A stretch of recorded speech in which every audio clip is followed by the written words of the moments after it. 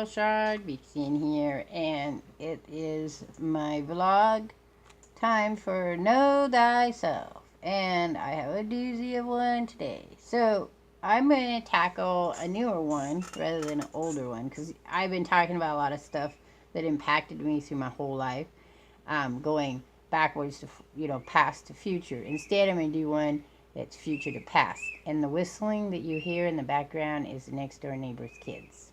Sorry, they can't close this window back here because that's the kitty window. And they come in and out to eat their food over there. They got their own table and everything. Yeah, we're a little weird here in this house.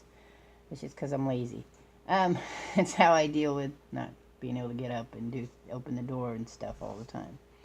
I have to say, though, I can't wait to color my hair. I will feel much happier when my hair is a different color than this corn blonde, silky stuff. Nothing wrong with this color.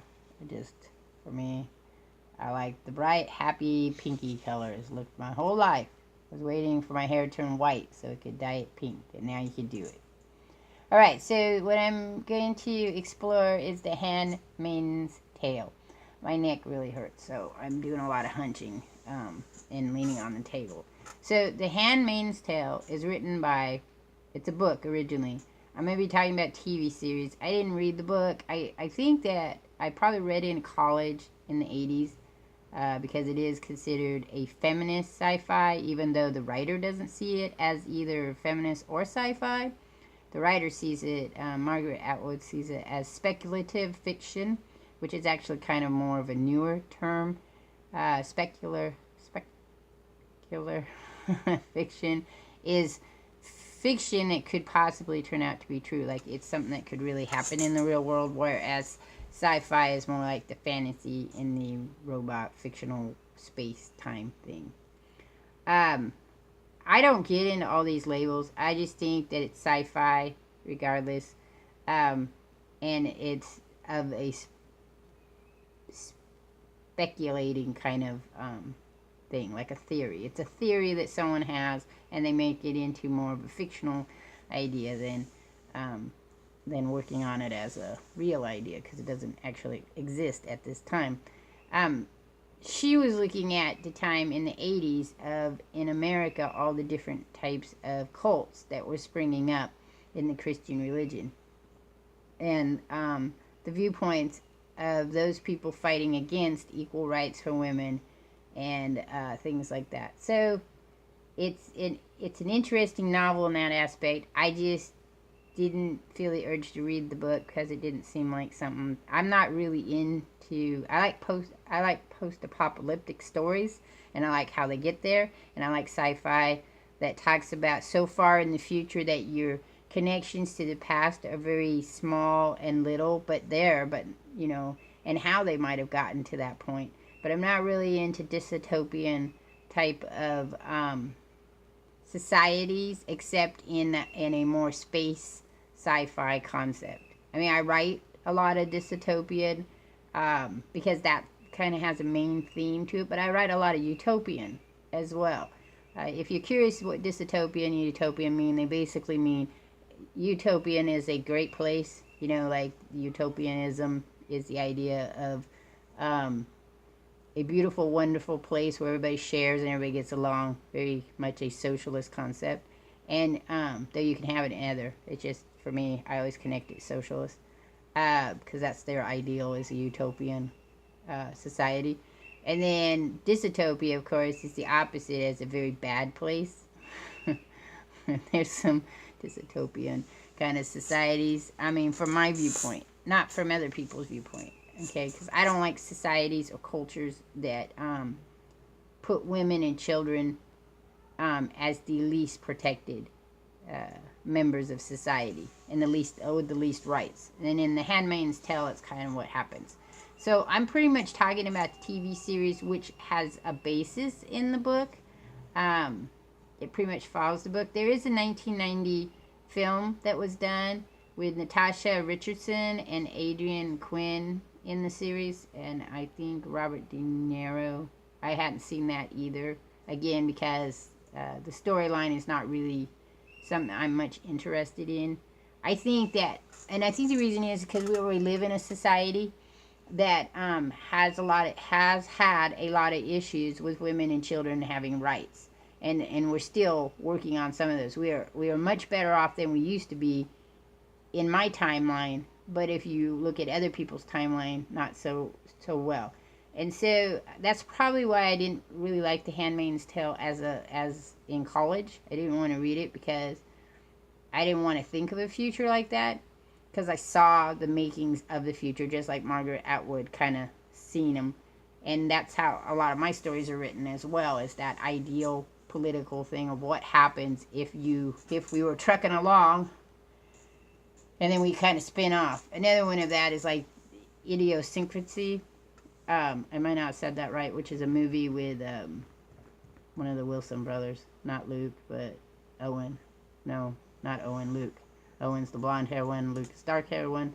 And that one is kind of like where we're at right now, where stupidity seems to be the highlight of powerful people. And really stupid, TV and entertainment have become such a major thing. So if you get a chance, watch that as well. But so The Handmaid's Tale, people had kept telling me I should watch it, but I don't know why, every time I looked at it, I thought it was some medieval thing. I just was like, I'm not really interested in that medieval kind of style stuff. So, I mean, I do. Hang on. Kids are really loud outside. I'm going to try to talk louder than them. Sorry. I like medieval stuff. Okay, that's not it. I just don't like sad medieval stuff. And the character Offred seems so sad, and I just didn't want to get into that portion of it. It just didn't look appealing, I guess. But then one day I was reading something about it, and I thought, well, I'll take a look and see what this is, because people kept telling me, watch it, watch it, watch it. I watched the first season. It pissed me off. I was so angry. Every time I watched that, I was angry. I just was like, what? But it was compelling enough to make me watch the next one. I think I went through, I'd watch like 3 of them the first season, and then I just kind of would stop and walk away and go watch something else, like American Horror Story or something like that. And then I'd come back because I wanted to know if I had this urge for her to learn. Like, I wanted her, Offred, to get this enlightenment and become the person that you think she should be, but she never gets there, and it's very frustrating and pisses me off all the time. Second season, a little better. Again, still pissed me off. I mean, I get kind of where the writers kind of are taking that idea, because again, writing is all about it's the same as video games. It's the same anything. You have a set idea, and then the idea has many ways it can go, and you pick one way to go. Once you pick that position, just like in real life, you have a series of events that unfold for you. But again, based on where you choose to go, how it ends up is going to be different than where you thought when you started. A good example of that is I've been watching Danny Chadwick. Shout out to him. Detroit Become Human? And that has timelines that it shows you of different choices and where it takes you. And so that's a minimized version of what writing and life in general tends to do for you. You have multiple choices, and you can't possibly see where all those choices might go. I mean, you can sometimes, if you're a thinker like me, you could do possibilities ahead, so many ahead, but when you're writing, you have this intent for the audience. There's something you want the audience to get, so your choices are limited as you move forward with your character to make them plausible. Now, for me, the Handmaiden's character, I understand why they do what they do, because if she was to do what I would think she should do, she'd have been dead in the first 3 episodes. I mean, she's kind of stupid, so I'm not thinking she'd get very far. And part of it, the problem I think that pisses me off, is she almost kind of believes, like they brainwash her, so there's a part of her that believes it. The other problem is she has a child that connects her to there, so she can't make the same choices someone who didn't have a child, which they explore that too with Emily. And I can't say what her Gillian name is because she kept having so many different positions that it doesn't make sense. So let's go backwards a little bit. So Gillian, which is the place that the Handmaid's Tale pretty much takes part in, is basically created by the Sons of Jacob, which is a fanatical religious cult who kill the president and most of Congress and do a coup and take over the United States. Then they parcel out the United States. They have the colonies, which are further west in the United States. And then there are parts of the United States that are given to other sanctions because they can't control all of it. But they are mostly in Boston area. And they take over and they implement their idea of a perfect society, which is based on the Old Testament. And if you Google Margaret Atwood and Handmaid's Tale, you'll see some of that. I don't want to get into any of the specifics, and I don't want to do any spoilers, but that is basically the gist of it. So, the other part of it is that humans have started becoming sterile based on other stuff. So there's a very small percentage of women who can give birth, and in Gilead, most of the wives of the commanders are considered to be sterile because only women can be sterile. There's no blame on men. So the hierarchy of Gilead is all male, with the women, even the wives, though when they first started, the wives thought they'd have more power, but eventually they lose power as well. And it's only the men at top that have power. Not even men below have power. So it really is like a triangle thing. So the top people up here have all the power. It trickles down a little bit, but then most of the people are on the bottom and they have no power. And everyone is pitted against everyone else. So either you believe in the system, which a percentage of the people in it do, or you don't believe in the system, but you're too fearful because they use fear, death, and punishment to keep people in line. And it works really well, which it would in reality. I mean,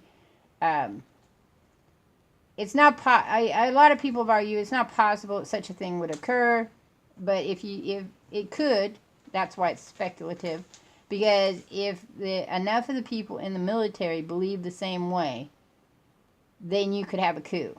And that's what it would require. You'd have to have a coup, and then you'd have to figure out exactly what cities you had to get rid of. And they bombed some of the cities. There's actually nuclear bombs that are released on U.S. soil in the story to do away with anybody that would fight against them.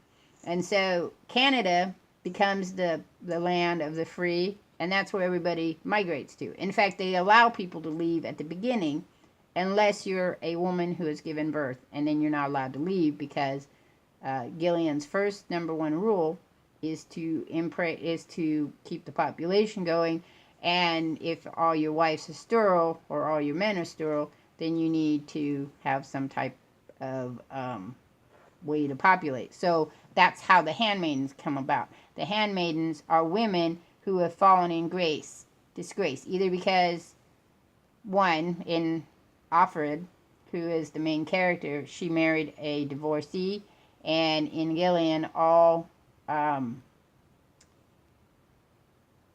there's no such thing as divorce, and there's no second marriages or anything like that. Only the first marriage is recognized. So, because of that, she becomes an adulteress, and it's her fault as a woman, and her punishment is that she becomes a handmaiden because she has had birth. So that makes her very valuable. And Offred means of Fred, who is the commander, who Offred ends up being the handmaiden for. The thing about the second season that intrigued me, not so much first season, but second season, is the amount of abuse that escalates in the household, which is really very realistic. I would see those choices as that's what would be happening as the person in control trying to keep control. The only way you can do it is to fear and loathing. And so that's what happens. well, the reason I don't really like the story, I mean, I'm connected to the characters that I want to see how they turn out. Like Emily, I always want to see how Emily is, and then Moria. Moria is a very interesting character who gets away. She actually escapes and gets away. Um, from the very beginning, she is a fighter, and so it's interesting to me that they don't actually kill her. They keep using her, but she keeps fighting, and eventually she gets to Canada. And so the thing that intrigues me does go back in my past. So as a feminist, when I was between 16 and 18 years old, I became very interested in the National Organization of Women Now. And that was of the time period that things were really going on. There was a lot of demonstrations. There were a lot of people working towards equal rights for women.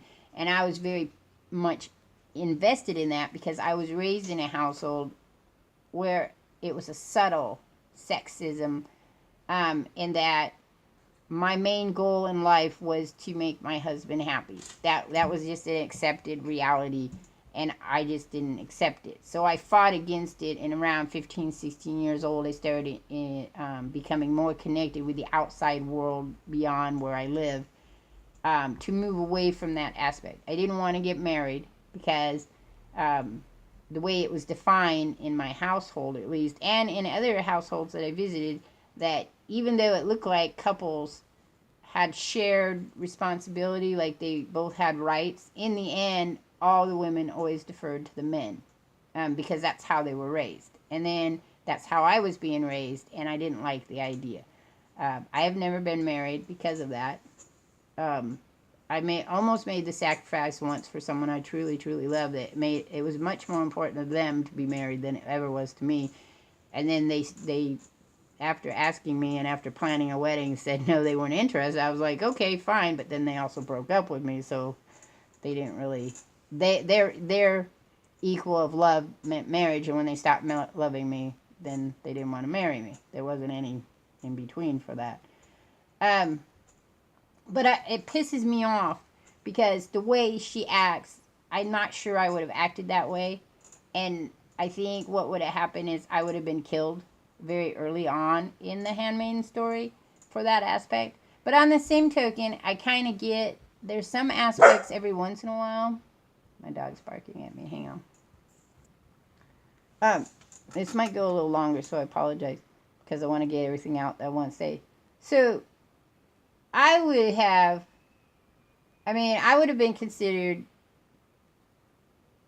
a handmaiden because I had 2 children out of wedlock. So I would have automatically been. So that's why I probably don't like the story to begin with. And then how they use violence to subrogate these women irritate the hell out of me anyway. And the fact that when they try to fight back, and they show you people fighting back, and what happens to them is very brutal, and that kind of ends that fighting back. So I guess the aspect is that I understand why she doesn't fight back. I get it. But she kind of starts to buy into it because she goes, she under stress, she has a mental break, and then she kind of like, okay, the best thing to do here is just go along and forget everything. That is annoying, but realistic. And you just keep wanting to slap her. Wake up, wake up, wake up. You have these things that you have to do, and she's not doing them. And then I don't like her relationship with Nick. I kind of understand it, but it kind of makes. At first, it says she's an independent woman, and then it kind of refers back again to the idea that she needs a male in this society to succeed. And he doesn't have very much power, but he has more power than some people. And so that irritates me too. And don't get me wrong, I don't think that relationships are dictated by protection, but in the given of this synopsis of this story, of the time period, and not time period, but the setting of it, that's what that's suggested. If she hooks up with Nick, who also ends up being a bigger connection to her, then it becomes this thing that she still can't succeed on her own. Now, I'm thinking season 3 is going to kind of suggest that she goes back to being more independent, But she didn't start out as a really huge feminist independent person. Her mother was. And they kind of hint at that through that. And then she starts making a connection to what her mother was saying, because prior to that she didn't agree. Which is another thing that happens, is that sometimes your children, after you raise them with these ideals that are different, they don't necessarily see it because they're not living the same aspect. So my mother, who was kind of independent, I mean pretty much so, but she still saw marriage as the only way women had power, like the power behind the throne concept. Whereas I was telling her that you could be independent and have power on your own without being married. A lot of people don't see that, and they have a very hard time with that. And if you don't agree with it, it's fine. You don't have to agree with it. It's, I'm not telling you have to agree with it. I'm just saying from my point of view, I think marriage is a fictional story that we tell ourselves is needed in the world because of various other constructs such as religion and power. I don't believe that you need marriage to be happy. I don't believe that you need marriage to have children. But I know a lot of people do, so I'm not stumping on you. I'm just saying what my belief is. So in The Handmaid's Tale, it made me go back to thinking about the fact that when I was around 18, 19 years old, well, maybe about 20, 21, I stopped being a feminist. I became an equalitist. And a lot of feminists hate equalitists because they feel that they demean the work that feminists have done, and they make it less valid for equal rights when you say that everyone should have equal rights. But I believe everyone should have equal rights. When I talk about how I see white power, how I see the government as it stands, it's an archaic concept of white men in power from like the 1700s. I don't see it as men now, though there are men now in power who do the same thing as those in the past, and that's where it's incorrect.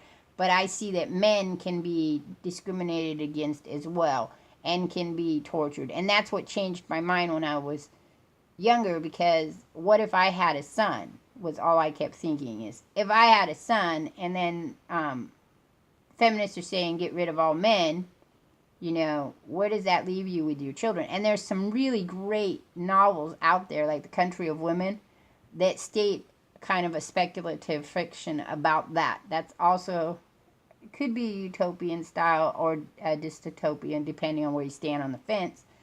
But it talks about how gender is separated, and women stay in women world and men stay in men world, and your children have to leave you to go be males, like elephants. And I didn't want to live in a world like that. I wanted a world where everybody was treated exactly the same. And that is a utopian concept.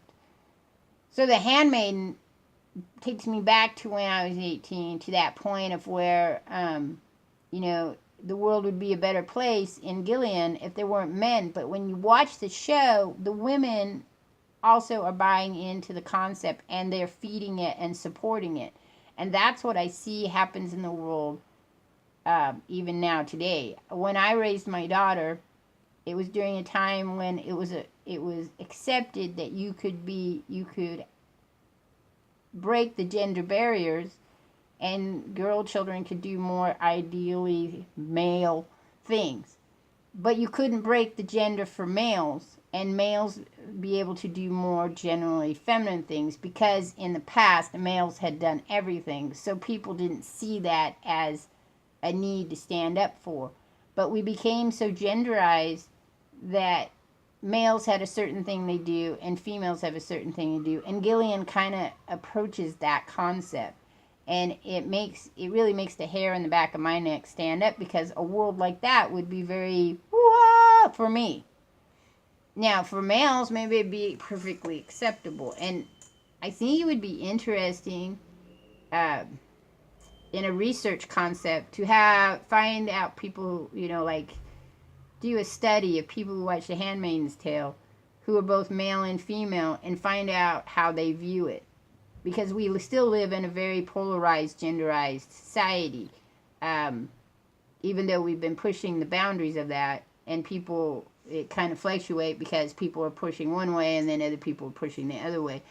It would be interesting to see, especially if you gave it in age categories, you know, people 50 plus to 20 to 50-year-olds to teens, how they really viewed their society. Did they think that as it is has less gender or it has more gender?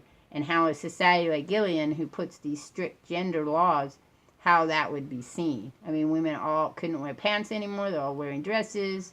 They stay at home. They're home. They take care of the home. They had to give up. Wives had to give up whatever it is they were doing before Gilead became a thing. And I think the other thing that makes me fearful, and again, I'm sorry this is long, is that I see sections of America, and even in other countries, where people long to go back to that concept. Like somehow they think the 1950s was like a Gilead thing. It wasn't as bad then. The 1800s and 1700s maybe, because women didn't have a whole lot of power of their own. A man could rape his wife. A man could beat his wife. A man could cast aside his wife. But a woman didn't have any choices. So it's kind of scary to me that there are people out there that see that as an ideal society. Yes, this is Gilead is in extremes, but there are people who now are preaching things like that, who are saying things like it's okay to do some of the stuff you see in the TV series and also was talked about in the book.